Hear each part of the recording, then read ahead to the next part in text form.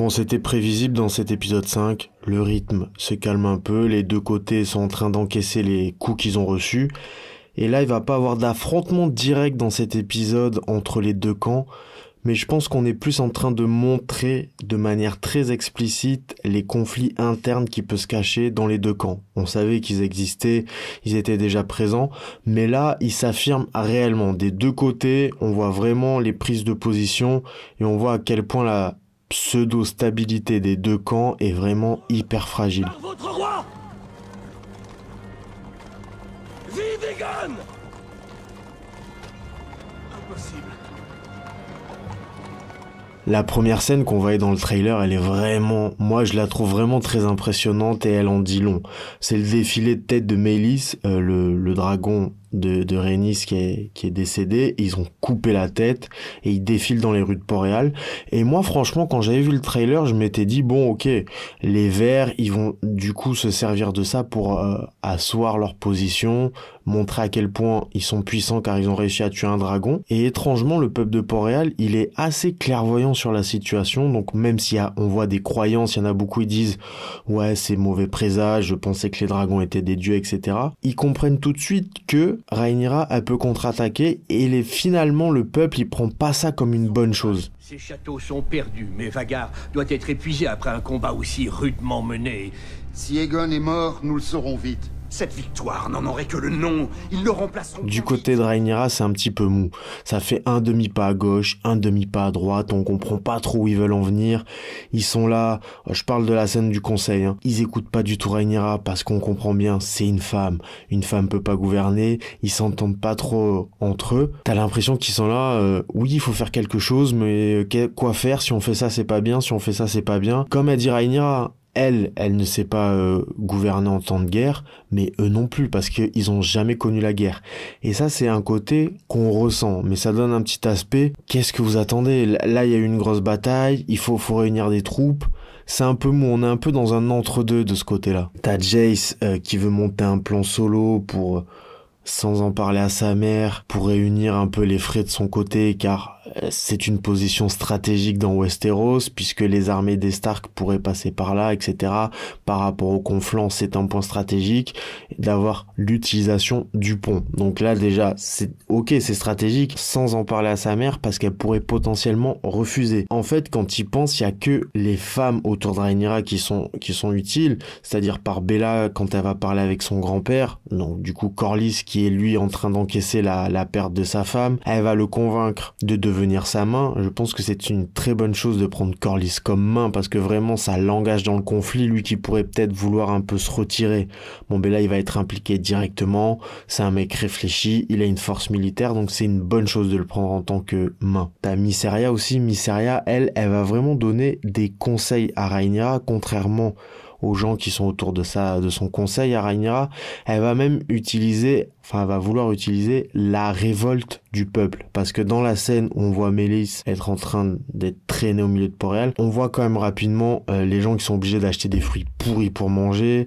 Il y a quelqu'un qui dit c'est une ration par personne. On voit que le blocus qui est effectué par Corlys, justement, il commence à vraiment peser sur Port-Réal, et Mysaria, elle dit que on pourrait utiliser la colère du peuple pour renverser la donne. Et ça, je pense que c'est quelque chose qu'on verra plus dans l'épisode 6, parce que on voit que Rhaenyra envoie une servante là-bas transmettre le message de Mysaria, mais on n'en sait pas plus. Et comme je vous ai dit, bon, on a l'impression qu'il y a que les femmes autour de Rhaenyra qui sont efficaces ou de bons conseils. Malgré tout, il y a un petit rebondissement de Jaehaerys, du fils de Rhaenyra, parce que certes, il allait négocier sans l'accord de sa mère, ce qui est quand même un peu abusé, mais la négociation, elle se passe bien. Il arrive potentiellement à avoir le soutien des Frey, qui auront bon après à Rhaenol s'ils gagnent la guerre, etc. Mais c'est pas mal, parce qu'ils ont un passage vraiment très important dans Westeros. Et on voit que les alliés et les potentiels alliés de Rhaenyra, eux, ce qu'ils veulent, c'est la présence de dragons. Il y a plusieurs scènes comme ça où on dit on a besoin de dragons pour se défendre de Vhagar, parce qu'on se rend compte à quel point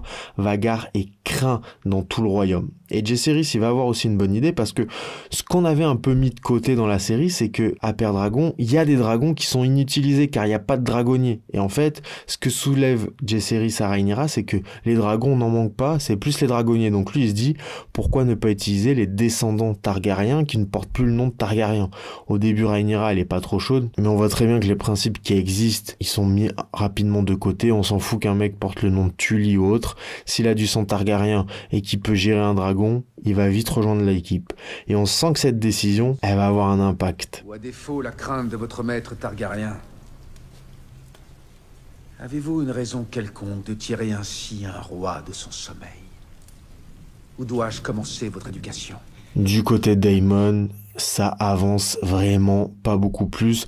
La seule chose qui avance, ça a l'air d'être la reconstruction, enfin en tout cas la réparation de Harrenhal, mais sinon le reste, il n'y a pas grand-chose. Il y a quand même sa position qui est affirmée par rapport à Rhaenyra. Moi je vous disais que les conflits internes sont mis en avant, là c'est clairement le cas. Parce que lui, il dit, bon, moi je suis le roi, si je gagne, Rhaenyra elle pourra venir à côté de moi pour régner, mais je le fais pour ma gueule. Là, je fais tout ça pour ma gueule. C'est affirmé. On passait de plus ou moins non dit à une position floue. Là, c'est dit noir sur blanc. Il n'y a aucune hésitation. Par contre, l'unité des armées dans le conflit, ça avance pas. Nerbosk, Bracken, ça avance pas. Franchement, c'est dommage parce que je trouve que ça pourrait être mieux développé cette partie-là. Tant qu'à faire à en parler, autant s'intéresser aux raisons un peu du conflit, parce que là, je trouve que les conflits Nerbosk-Bracken, ça prend de l'importance, mais c'est un peu balayé, quoi. Et les hallucinations de Daemon, là, on est passé à un autre cap. Le mec s'imagine carrément en train de coucher avec sa mère qui lui dit « c'est toi qui aurais dû être roi, t'étais mon fils préféré ». Sa mère, elle est quand même morte 3 ans après la naissance de Daemon, après avoir accouché du petit frère de Daemon qui n'a pas survécu longtemps, qui s'appelait Aegon, tout comme sa relation d'Alice Rivers. Je trouve que c'est pas assez développé. C'est là, ils nous mettent des petites pastilles. Alice Rivers, elle arrive, on voit qu'elle a du poids sur Daemon, ok. Lui, il a l'air d'être un peu sous son emprise, mais à quoi ça amène réellement? Il est toujours dans cet univers, il est dans ses hallucinations, puis il revient dans la réalité, complètement perdu. C'est sur un champ de bataille, mais mon expérience sera utile ici, à cette table. Ne le prenez pas mal, Majesté, mais en ces temps troublés, nous devons nous montrer forts et... Lord Larys. Et puis finalement, on n'a pas beaucoup parlé des Verts dans cet épisode. Ils sont là. Alicent, elle se fait vraiment éjecter. On voit que Aemond, lui, il prend le pouvoir. J'avais pas l'impression qu'il nous l'avait tant présenté comme assoiffé de pouvoir, enfin assoiffé de vouloir prendre le trône à ce point-là. Il a tenté de tuer Aegon, c'est pas pour rien, il s'affirme. Alicent, elle est vraiment mise de côté. Là encore, on sent que être une femme, c'est pas très avantageux pour gouverner à Westeros. C'est vraiment mis en avant dans cette saison. Les femmes sont mises de côté alors qu'elles sont potentiellement plus compétentes que les hommes et que si on les laissait au pouvoir, ça se passerait peut-être mieux. Même si Rhaenyra elle est au pouvoir, mais elle a du mal à s'affirmer, Alicent, elle, on la met complètement de côté. Parce qu'on lui rappelle bien que certes, elle a gouverné quand Viserys n'était pas en état de le faire, mais c'était en temps de paix. Mais tout le monde a gouverné en temps de paix, parce que personne n'a connu la guerre. Il y a 80 ans de paix. Tu proposes que nous mettions un Malister sur un dragon? Un Tarly? Cela vaut mieux que la défaite et la mort. Donc voilà, c'est un épisode où les positions restent assez figées, où comme j'ai dit, c'est plus un développement en interne. Moi, mon réel regret, vous voyez, c'est dans la scène d'intro, on sent que le peuple, limite, il est plus attaché aux dragons que les Targaryens, que les dragonniers. Je trouve ça un peu dommage. C'est vraiment la chose qui me gêne, c'est que en première saison, au début, il y avait vraiment cette interaction avec les dragons dans le quotidien, etc. Donc vous allez me dire, ça a été développé en saison 1, on va peut-être pas en rajouter. Mais je trouve que ça se perd un peu, c'est vraiment le petit défaut. Mais je pense que ça peut revenir avec le recrutement des nouveaux dragonniers qui ne portent pas les noms des Targaryens, que Rhaenyra et Jaehaerys ont évoqué un peu plus tôt. Et ça, je pense que ça peut m'intéresser, avec surtout, dans les 3 derniers épisodes, une avancée du conflit, une grosse perte et sûrement une grosse bataille. Ils ont tué un dragon. Moi je vous le dis, c'est un mauvais présage.